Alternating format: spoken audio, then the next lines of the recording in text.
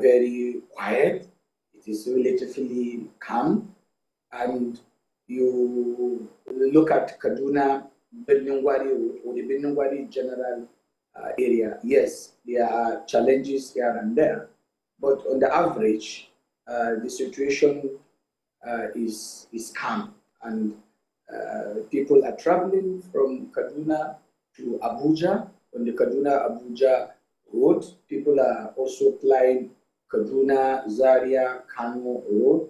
The same thing is applicable on Kaduna, Kachia, Kafanchan road. So relatively, the situation is okay in comparison with what was obtainable in the past. I think the general areas are calm. All right, so how easy was it for you to transit from being a journalist to a commissioner in charge of security? Well, it was by accident, and it turned out to be a very positive accident for me.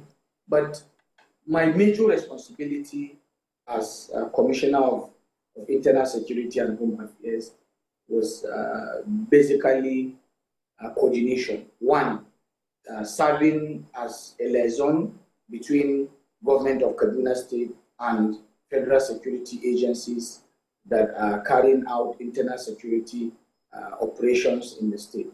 Secondly, it is about intelligence gathering.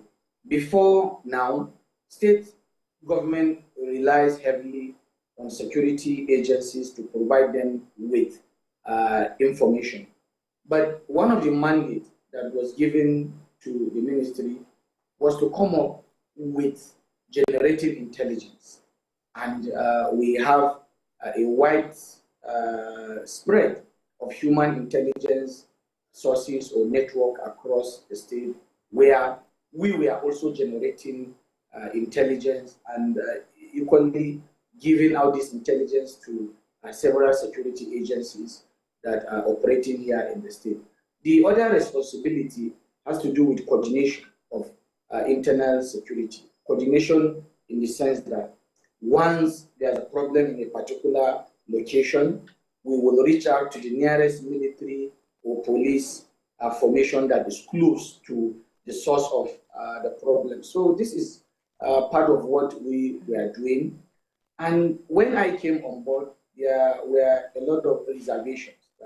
How do you bring a practicing journalist, someone who never had any basic security training or background to handle this? But to the glory of Almighty God, and with the support of the governor and other agencies that I work with from 2019 to 2023, we made it.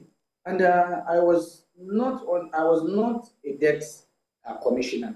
I was in the field. I move around. If there's a problem, I am there.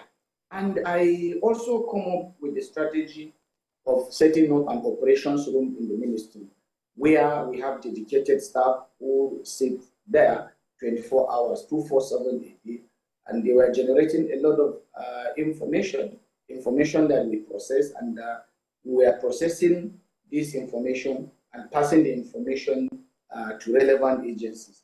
Added to that, you will recall that we were also generating data. We are the first subnational in the country to be coming out with data. Quarterly, we were making public security report for the public to see what had happened, number of people that were kidnapped, people killed, incidences. This is what we were doing. And at the end of the day, we are also coming up with annual security reports. So this report helps us to see where we have a problem, where we are lagging behind, what do we do, to cope this problem. So for me, it was a very good opportunity. I learned so much. I learned on the job on how to do security management, despite the fact that I am not a trained security personnel. But then we did the best that we can. In some cases, I joined the troops, in the battle. I remember sometimes in 2019, immediately after I commenced work, we were traveling with the then garrison commander to Dogondawa in Benin Valley. And immediately after one location that is called Sabon Benin Daji in Igadi local government, we came under attack.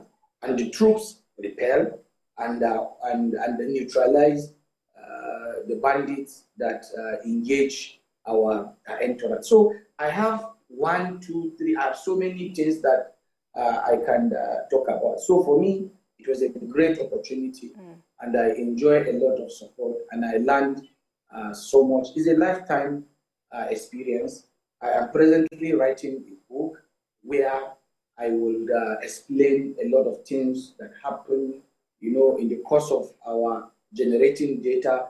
We are able to predict that there is possibility of a fusion, or there's possibility of a fusion between the bandit and the Boko Haram that we are relocating to the northwest. We are also able to understand the economy of banditry, trying to look at the sources of their funding. Apart from ransom that was generally known, we are able to also add other aspects of the economy of banditry, as well as the expenditure, what they do with the money. We are also able to understand the problem in a very holistic manner, trying to understand that banditry is a threat to education, is a threat to healthcare service delivery, is a threat to social cohesion, is a threat to rural economy, is also, a threat to even civic obligations or responsibilities of citizens. So we were able to understand most of these issues and also come up with what we felt, are the best approaches towards containing this situation. And finally, before I take a break, we were also doing a lot of profiling of the kingpins, those that were really the men behind the marks, and some of them were taken out. For instance, there was this popular bandit that was called Shaibu Kaduna. He was very notorious, but because we are profiling some of these bandits, and we were supplying this information, and it didn't take us long before security agencies take him out in a shootout. There was also a very popular bandit that was terrorizing Igadi local government. He was known as Rufai Mekaji. With the quality of actionable intelligence that the ministry was getting, we were able to alert the Air Force. And luckily for the Air Force, one day, they got Rufai Mekaji somewhere around an area that we call Mekwandaraso. So there are a lot of them. Even recently, before I left office, there was another bandit that was terrorizing Sabon Benin General area. It was known as Isia Damwasa. So when you look at most of our report, you can see that we have done so much. We have done so much. We have recovered a lot of arms and ammunition that were handed over to the zonal office of National Center for the Control of Small Arms and Light Weapons. And again, banditry is something that is a holistic approach. Banditry is blind to religion, blind to ethnicity, blind to political affiliation. The more people infuse banditry with religion, with ethnicity, and political persuasion, the more they make the fight against banditry a very difficult one. So I am grateful that I have done my bit, and here I am, and we are talking. And I'm writing a book, like I said, though it will take me time, but probably before the year runs out, or in the beginning of 2024, if we are alive, I will get to make public my experience. All right. Fantastic. I mean, now you can look back and say, glory be to God. But surely, the early days must have been tough for you. Did you at any point, at any time, feel Governor El Rufai should have given you a different portfolio? And what incident jolted you the most as a commissioner? Well, there are many incidences. For instance, there was this kidnapping of 39 students of Federal College of Forestry and Mechanization. I was in the office at around 11 p.m. and we got intelligence that bandits are moving towards a particular private school. And quickly, we were able to secure that corridor. But eventually, while they were retreating, they now moved to the Federal College of Forestry and Mechanization, and they kidnapped 39 students. So it took us a long time to get these students back. There were a lot of issues. But 1 week after all the students were freed, I took a break to Abuja, for an event. While I was in Abuja, I think in the first week of April 2020, then I got a call that bandits are presently attacking Greenfield University. I quickly reached out to the military. Before the military could get to the location, over 24 students and a staff of the university were kidnapped. A staff of the university was also kidnapped. So by 7 a.m., I have already arrived Kaduna Abuja Road. I was in the school premises. I saw a corpse of the staff that was killed by the bandit. So 2 days after, I was attending a function with the former governor of Ekiti State, Dr. John Kaidi Faim. Eventually, I got a call that 3 corpses of the students that were kidnapped were found in one location. That was a low moment for me. I went to the forest. I picked 3 corpses of these students to the mortuary. 48 hours after that event, this heartless bandit killed 2 more students. It was a low moment for me. It is something that I don't want to remember. Another incident was the kidnapping, the attack on the Kaduna-bound train from Abuja on the 28th of March 2021. Before that incident, we have credible intelligence, and we did all that is within our reach, to interact with the Nigeria Railway Corporation. We won. We said that it's very, very important that night operation is stopped because if there is a problem in the night when it is dark, it will be very difficult for us to have a holistic or a robust operation in order to contain the situation. But unfortunately, it happened. The Kaduna-bound train was attacked, and I was getting calls, but we could not really understand the exact location. But at the end of the day, I was able to get in touch with someone who was in the train. He sent to me location, and we were able to establish the exact location, that it happened somewhere around Kasarami and Audu Jongom, somewhere in Chukun local government. So by 10:30, 11 p.m. on that night, the then GOC, Major General K.I. Mukhtar, the garrison commander, Brigadier General U.P. Opune, we all moved to the location, and we recovered 9 corpses. And the terrorists were engaged. If not, they would have taken more than what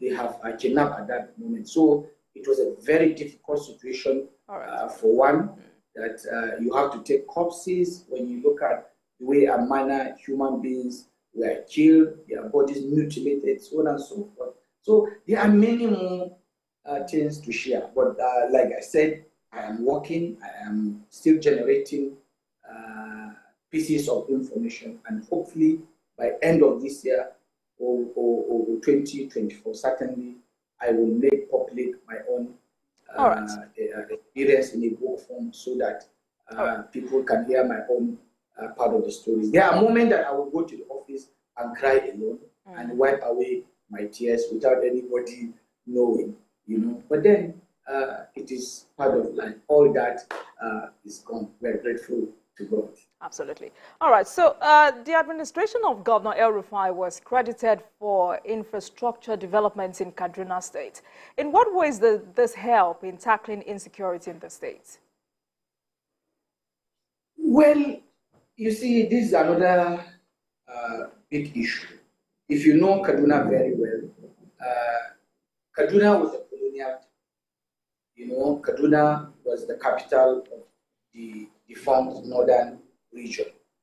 And in 1970, the colonial government came up with a master plan for Kaduna with a 50 years projection. And that is why in 1967, there was what was called the MacLeod Plan. The MacLeod Plan was another 50-year-old plan for the town. But unfortunately, you know, population increase, you know, demand increase, you know, there were a lot of things that happened. But when this administration came on board in 2015, the governor made it very clear that he will do all that is within his reach to restore the lost glory of Kaduna town. Because the 18 other states that were created, the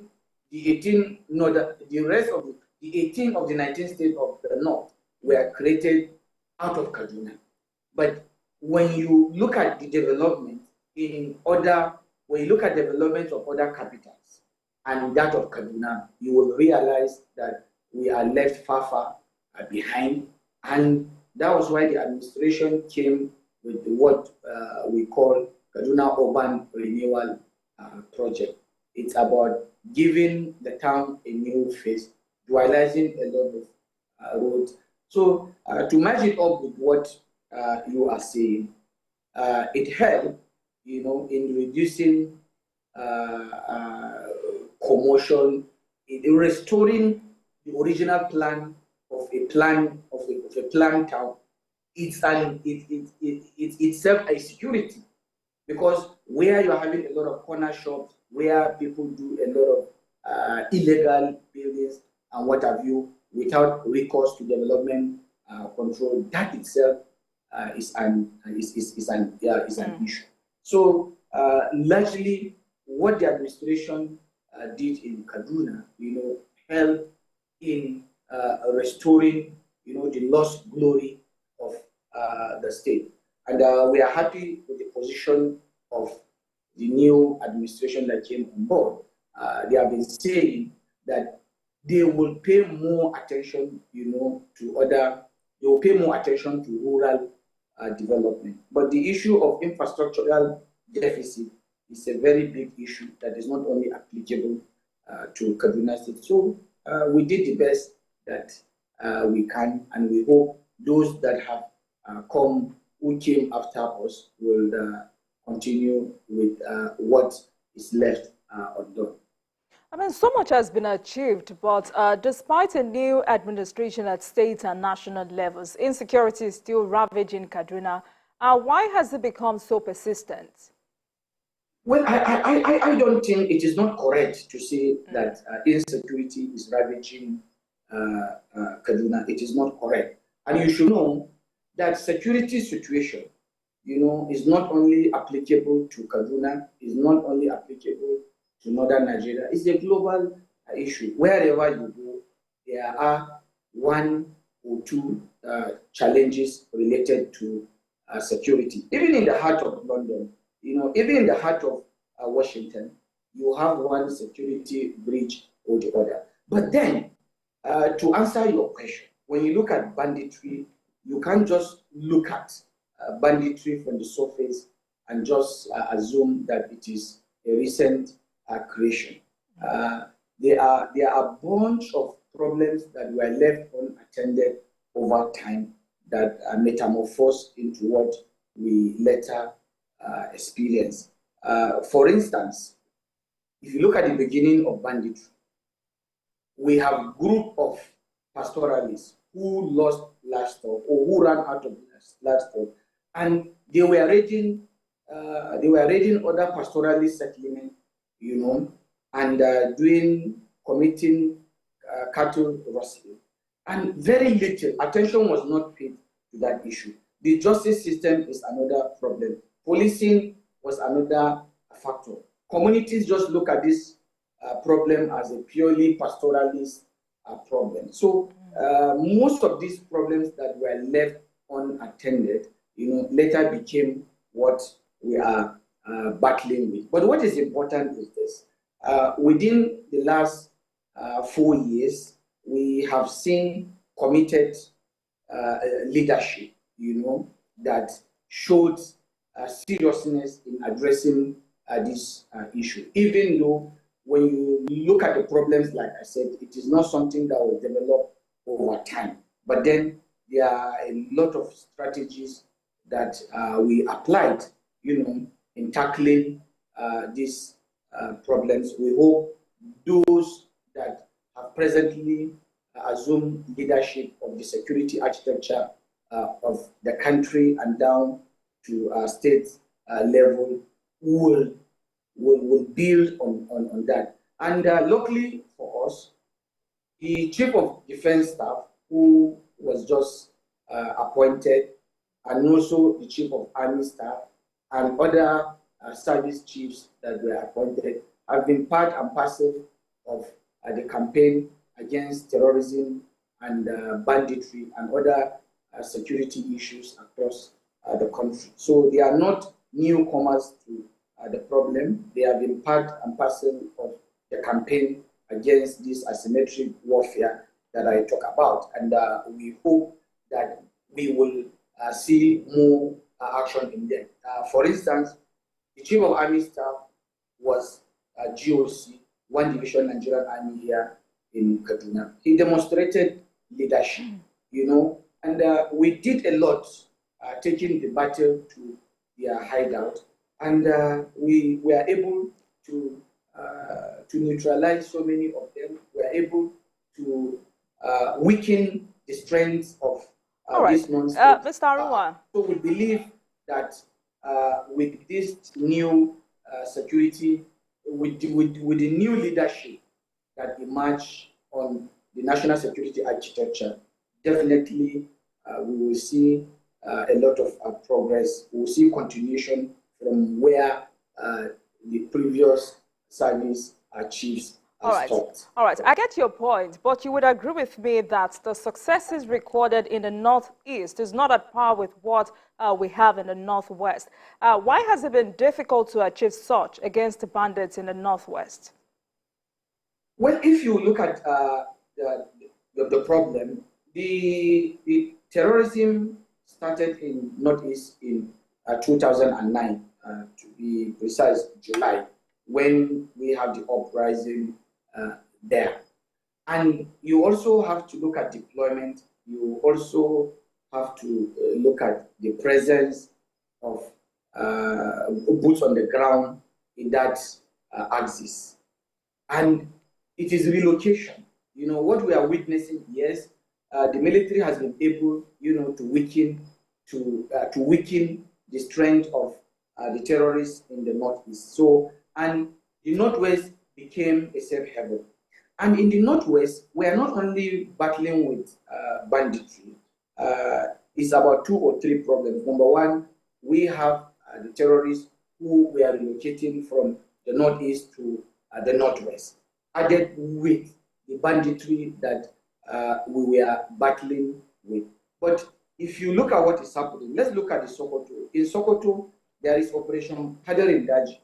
And the Operation Hadarin Daji is supervised by the General Officer commanding 8th Division in Sokoto. There is air component apart from the ground troops that are working there.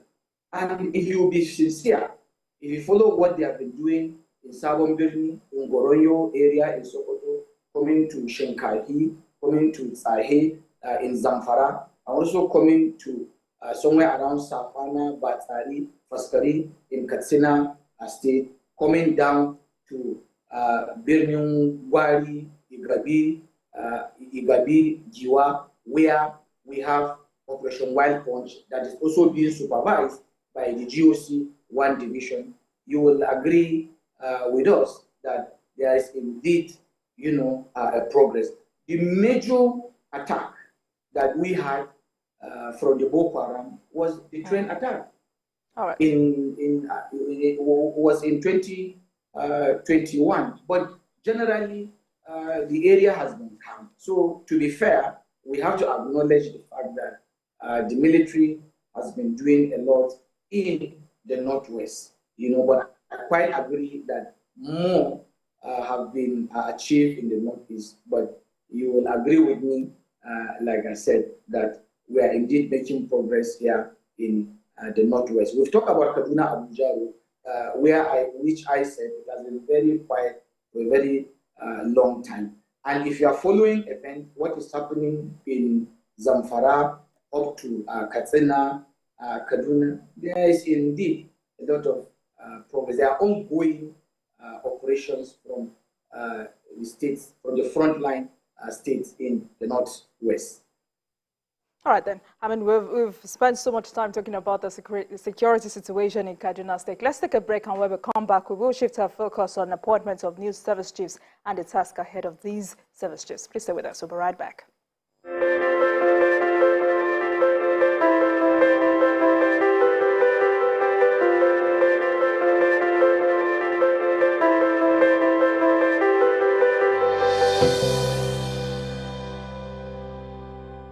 Thank you very much for staying with us. This is Politics Tonight, where we dig beyond the headlines. And I have with me Samuel Aruwa, immediate past Commissioner for Internal Security and Home Affairs in Kaduna State. Tonight, we focus on appointment of new service chiefs and Inspector General of Police by President Bola Tinubu in the face of the war against insecurity in Nigeria. So quickly before we delve into other issues, a new administration is in place in Kaduna State.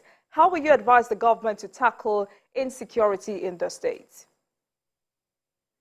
Well, I have access to the new governor of Kaduna State, and I don't need to make public,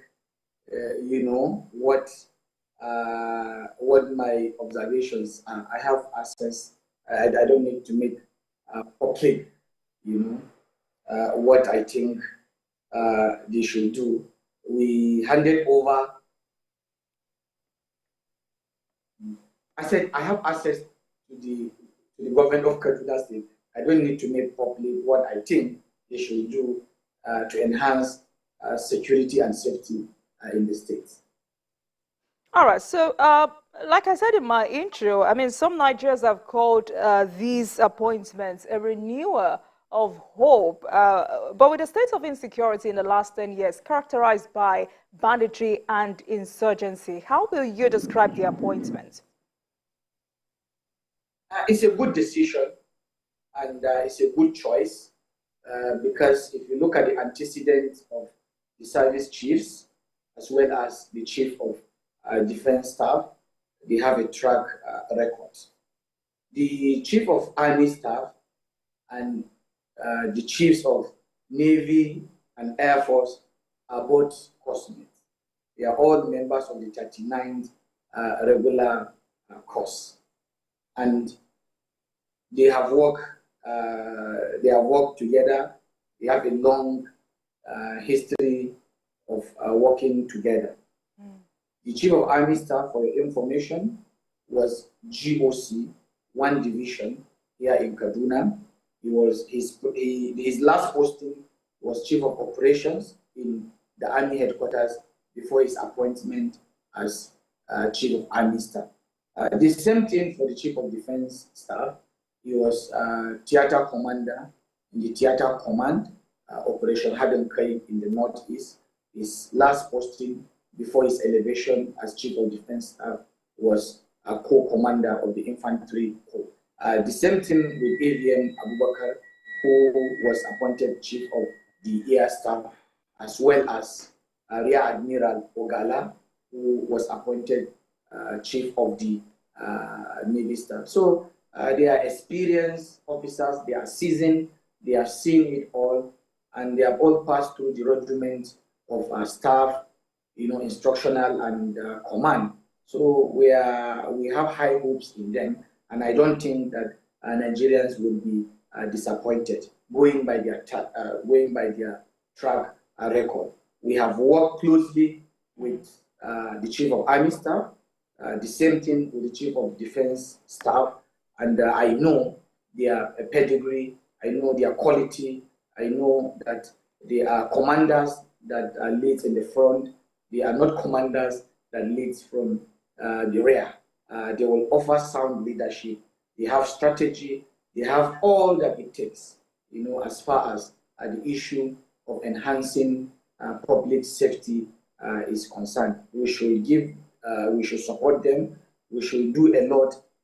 We should support them. We should do a lot in the area of collaborating with the military by way of providing actionable intelligence. All because what we are dealing with, like I said, is asymmetric warfare.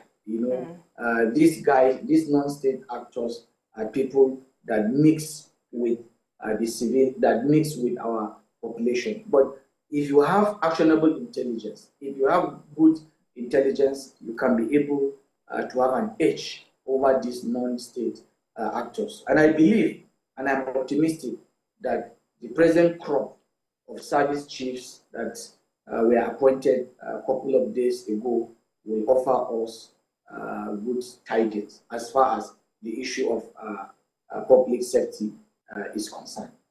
All right, so having worked closely with both men, let me start with the new Army Chief, that's Major General Lagbaja. How confident are you about his ability to tackle insecurity, now not just in Kaduna, but nationwide?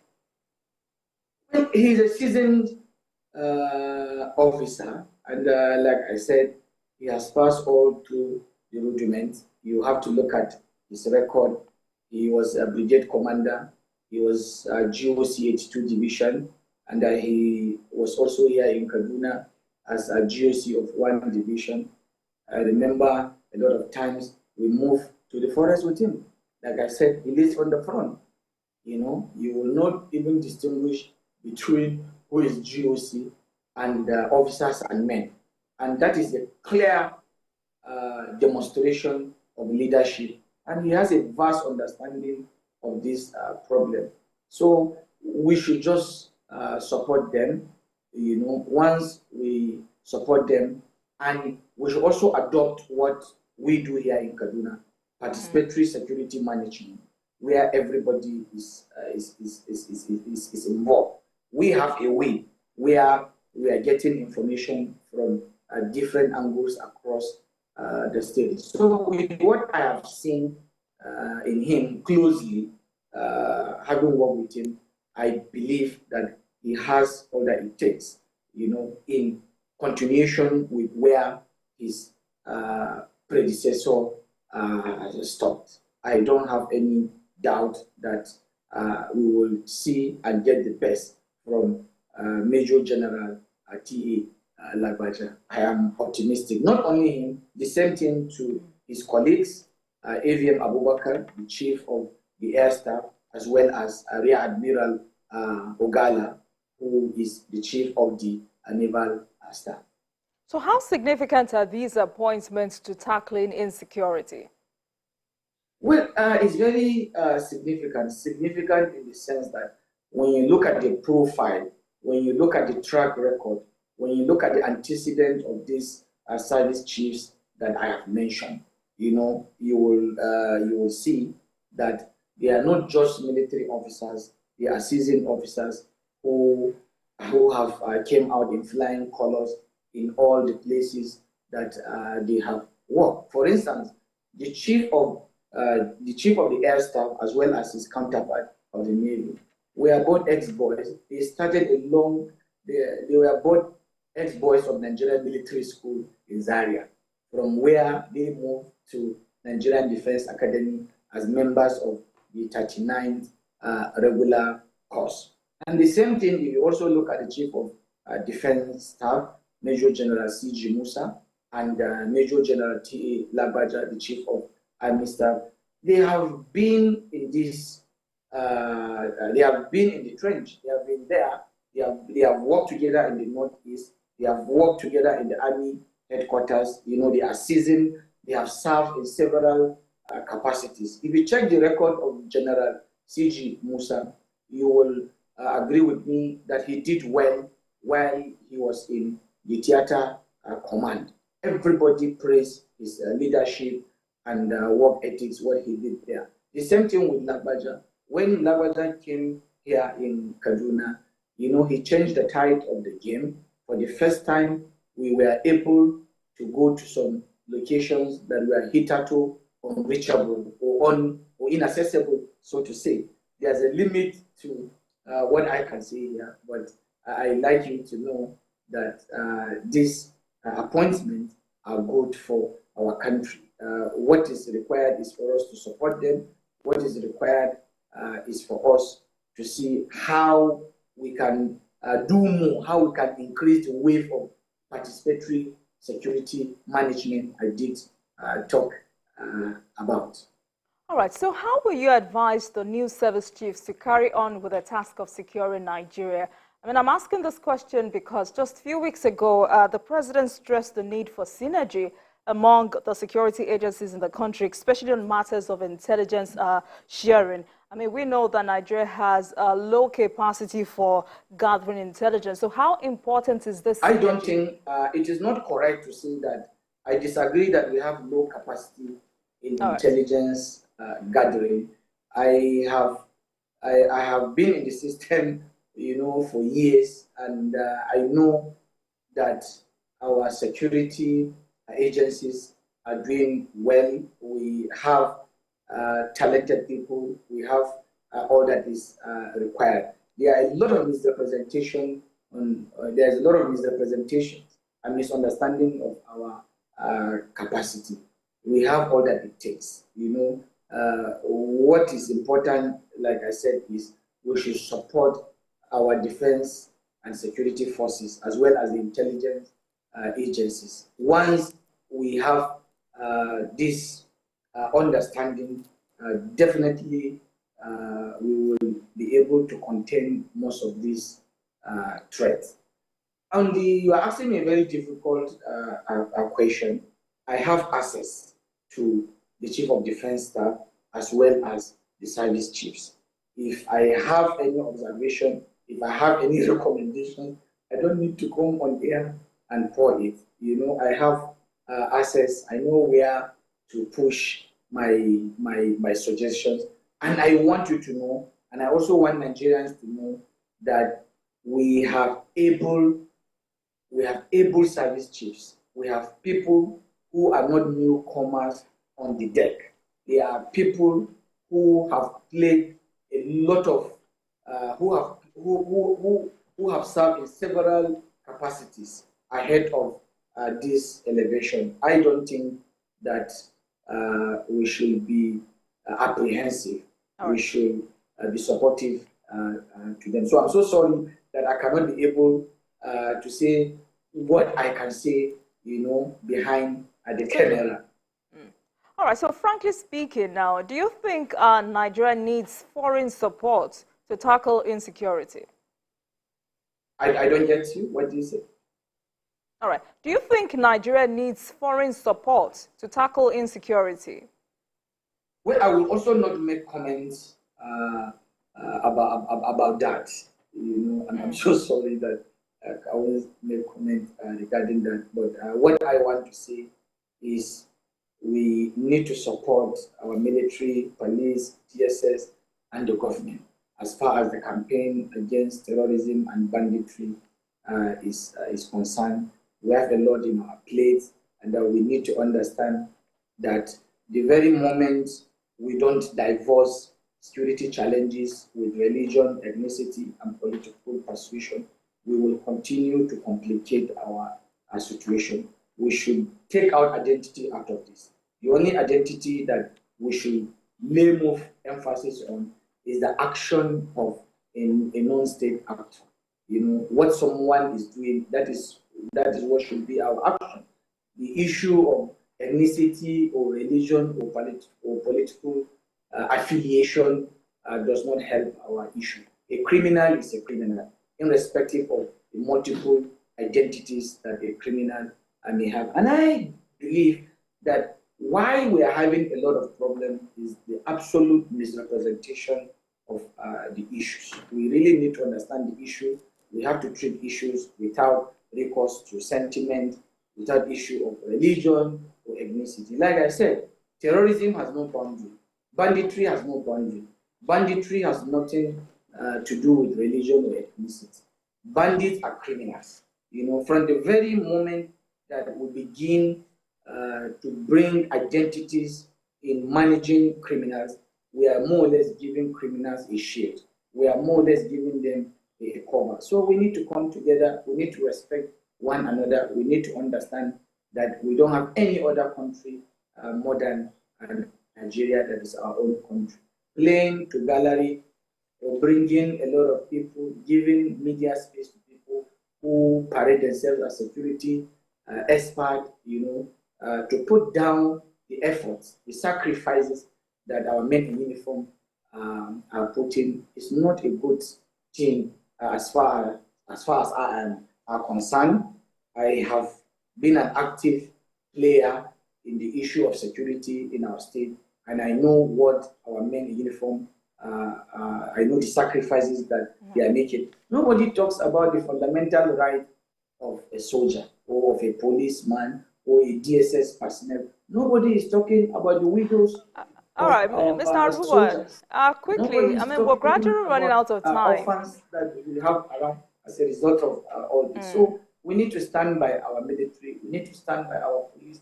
We need to stand by our men in uniform, you know, because they are paying with their lives so that you and me will be safe from danger. All right, so quickly, I mean, in 30 seconds, some security experts say non-military approach remains the best option. How critical is this? Well, for me, I believe there are two means, or there are two ways in tackling security problem: the kinetic and non-kinetic. And circumstances should decide for us what is good. There are situations that are better handled by non-kinetic means. There are also situations that are best tackled by kinetic means. This is what I have to say. All right. Thank you very much. I've been speaking with Samuel Aruwan, immediate past Commissioner for Internal Security and Home Affairs in Kaduna State. Tonight, we focused on appointment of new service chiefs and Inspector General of Police by President Bola Tinubu. Thank you very much, Mr. Aruwan. It's a pleasure having you on the program, though you refused to answer some of our questions, but it's fine. Thank you very much. Thank you for having me. Thank you. Thank you very much for watching. That marks the end of today's episode of Politics Tonight. But the conversation continues from here. Get in touch with us on Twitter at TVC News NG and at Olajumoke using the hashtag Politics Tonight. We are also on YouTube at youtube.com/TVC News Nigeria. I am Olajumoke Olatunji. Goodbye.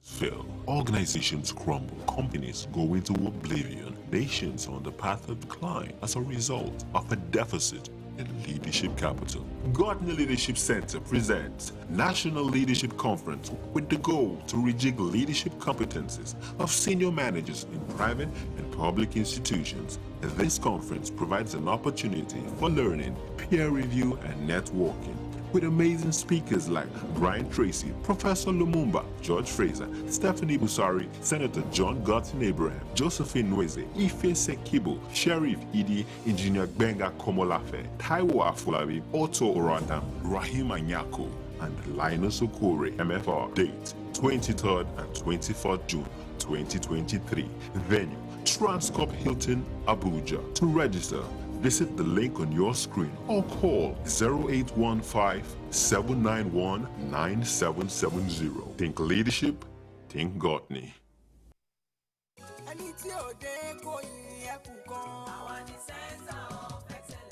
Lagos is the most visited state in Africa as the 5th largest economy on the continent. Covering the state and its government is no mean feat, it's a busy beat.